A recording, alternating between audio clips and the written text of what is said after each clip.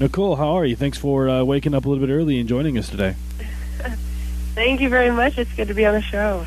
Good. Well, happy to have you. I've talked about you a bit on the show. I think I've played a track of yours a few times before, and you're basically just kind of a singer-songwriter. What I really like about you is your lyrics and music. I mean, I know it sort of both goes together, but your lyrics especially are just incredible. The first thing I want to ask is, when you write a song, is there something that you think sort of sets your music apart from other artists that are out there right now? Well, I mean, I think what I try to do, and I do a lot of co-writing too, so that helps just getting somebody else's perspective and their experience. And every writer has a different way of doing it, and it's different every time, even for the same person. But for me, I just try to go to a really honest place, and sometimes it's not always poetic, it's not always pretty or something you want to sing about, but just being really raw and honest, and having that first version of your song just be as authentic as possible. And then you can always go back and edit and rewrite. So I just try to keep it very raw. Well, I think that comes across pretty well in your music. What I want to do is have people just know a little bit of history about you. Can you give us kind of a brief bio? I know you've been doing music for quite a while, but just kind of give us the highlights if you would. Yeah, I mean, I grew up in New York, and I moved to Minneapolis, Minnesota, I think like 6 years ago now. And I started there. There were some local friends who did the singer-songwriter thing and played in coffee shops, and he was really interested in my music, and his name is Dan Rodriguez, and he's doing really well now. And he kind of just, showed me the ropes, and he was like, I think you have what it takes, and kind of booked some shows and had me play in some churches and stuff. And Minneapolis is just a really great place for that. And so that's where I started, kind of started there and learned a lot. Since then, I've moved to Nashville. I've been here for about 3 months, and just pursuing the songwriting scene. It's a great community just to learn from other people and just be surrounded by people way better than you. So it's cool to be back in the learning seat and trying to glean as much wisdom and experience from other people. So now that you're in Nashville, are you focused almost exclusively on songwriting, or are you kind of hoping to, in the future, do performing and being your own artist as well, as opposed to writing songs for others? Yeah, I definitely, the goal is to do my own music and to be an artist and traveling and performing. I got honest with myself, and I think maybe I'm a better singer than a songwriter, so I want to get those to the same point. So I decided to come down here and just really focus, even if it's for only like 6 months or a year, just to really focus on the songwriting. Nashville, like, oddly enough, is not really like this huge scene where people play a lot and you get a huge crowd. So I do want to keep traveling outside of the city and, keep going back to the Midwest, Minneapolis. But here is kind of like my home ground to really get a better feel in songwriting. That's interesting, taking some time to just go ahead and kind of work on at least what you perceive to be weaknesses of yours. We're going to play a song here in a minute, and I have to tell you, I think you're a pretty good songwriter, so I don't think you have too far to go. Well, thanks. Since you moved to Nashville, what has been the biggest challenge for you, or the biggest adjustment after being in New York and Minneapolis for a while? Yeah, well, I guess the first obvious one is it's country music USA. I'm not a country singer, but I knew that coming in, and I knew, there's different niches for different styles of music too. But I think the hardest thing was I felt like I did pretty well in Minneapolis. I felt like I had a lot of support, people listening to my music and coming out to shows, and coming here being new and just being a little person, and starting all over and not having really like people to, if I have a show, like, come on out, like, I don't know who to ask. So it's just it's starting from scratch, and it's you got to just keep your head on straight and just keep doing what you need to do. It can get discouraging, but I know that I was made to do this, so it won't always be easy, but it's worth it. I'll admit, knowing that you were coming on today, I watched the first episode of the ABC show Nashville. Have you seen that at all? I haven't seen it yet. No. Okay, from what I'm understanding, what you're saying, Nashville and then the show Nashville are perhaps two different things. So, I think so. Yeah, I did watch it in your honor. Well, what I want to do is give people a quick chance to go ahead and listen to a song of yours, then we'll come back and chat with you a little bit more. I want to play one of your songs. I mentioned it before when I introduced you. It's called "What I Really Want to Say." What should people know about this song? Well, it's a love song. Who doesn't like a love song? I wrote that actually one of my first trips to Nashville. I wrote it with a songwriter, or a worship leader who's a songwriter.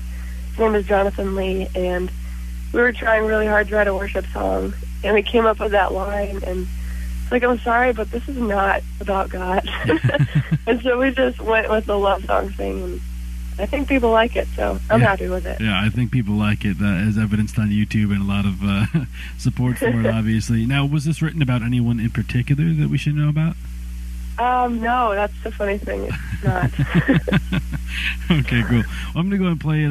Hang on here with me, and I'll be back with you. One more segment here with Nicole Serrano on KSSU Radio. Again, this is called What I Really Want to Say. That was What I Really Want to Say by Nicole Serrano, and she is our featured artist this week. She's been kind enough to wake up early and talk to us. Nicole, as I was listening to the song, and based on what you had said earlier in the interview, how you said that you sort of started off writing like a worship song, and then it turned into a love song. Question I have is, as you progress as an artist, how do you see yourself sort of being marketed, or how do you see yourself? Is it as like a Christian musician, or is it as just a musician in general who happens to be a Christian? What kind of role do you see that playing in the future? Yeah, I mean, this has been the question for myself for like 7 years, and I honestly have no idea. I started out leading worship when I was 12, and just basically every Sunday after that. And so leading worship is like a big part of where I came from and who I am. I'm not doing that currently, but I do like to think of my songwriting separately.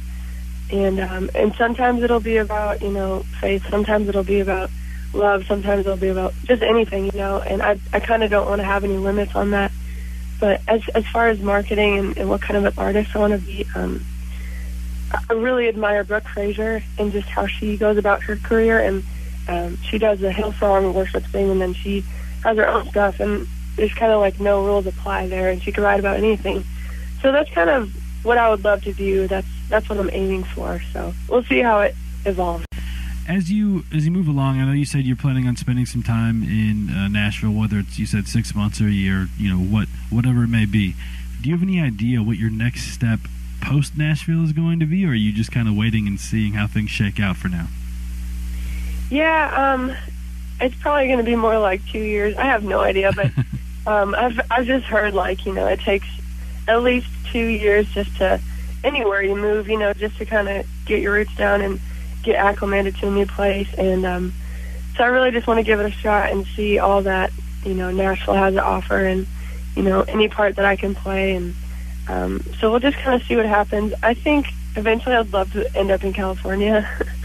I don't know why, but it's just beautiful and there's beaches, so I don't know. I don't know if that's like soon, but I would love to end up there and check out that music scene. Well, I think it's probably, you grew up in New York, you spent time in Minneapolis. I think that you just want some nice weather. I know Nashville must be right, nice. Exactly. That's a good enough reason in and of that's itself. That's the truth of it, yeah.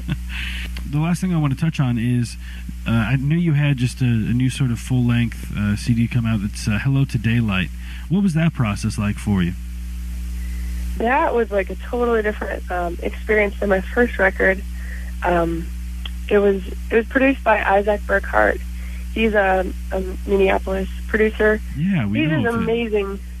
What was that? Yeah, we just had a band on Cedar Avenue, I think 2 weeks ago, and yeah. they had an EP that was produced by him. So yeah, we're familiar with him on this show. He is awesome. I can't speak highly enough of him. He's an amazing producer, musician, songwriter, everything. And so it was really cool just to have. I actually had 10 songs, and I was like, okay, I actually had like 14. And we picked 10, and then we went down to 9, and it was just like, I just wanted the best to be on that record. And I wanted it to evolve, and I wanted him to have his creative input, and he just added so much to that record.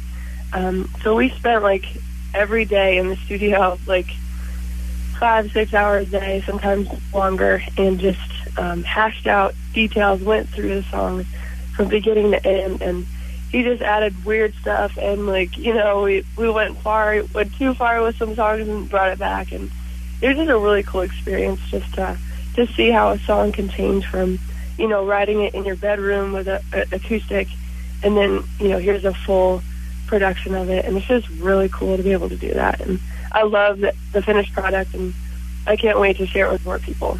Well, I'll tell you, it's something I've listened to. I haven't yet listened to the entire thing, but I've listened to probably 6 or 7, and I've loved everything I've heard. People should definitely check it out. Where can people find the music, and where can they find more information about you online? Yeah, it's on iTunes. Nicole Serrano. The album is called Hello's Daylight, and you can also check it out on my website. Actually, you can't. I didn't even put it up there. I need to do that. No, but it could be, all my links and everything is on my website, which is NicoleSerranoMusic.com. And, yeah, it just links to everything on that site. Great, and if people are a fan of the Facebook page for my show too, I know I have some info about you on there. I'll make sure I put some more up since you don't have your CD on your website. That's okay though, minor detail. I'm a mess, whatever. No, it's great. Well, look, Nicole, I want to thank you for waking up and being with us. I really can't speak highly enough about you. I mean, we have some good musicians on here, and then we have some, you know, maybe a handful of musicians that you're like, yeah, they're gonna be going places here sooner or later, and I think it's gonna be sooner rather than later for you. So best of luck to you here in the future. Perhaps we'll have you on again one day in the future. And again, I'm going to play a track here of yours to end the show, and it is called Not Letting Go. We played a song earlier that was a little bit more stripped down. This is kind of one of those songs where I think perhaps Isaac Burkhart had his way with it a little bit. Is that correct? That is correct. Okay, great. All right, Nicole, thanks for being with us. And thank you so much, I want to thank everyone for listening. Going to end the show here again with Not Letting Go by Nicole Serrano, right here in Half and Half with Stephen Chega on KSSU Radio.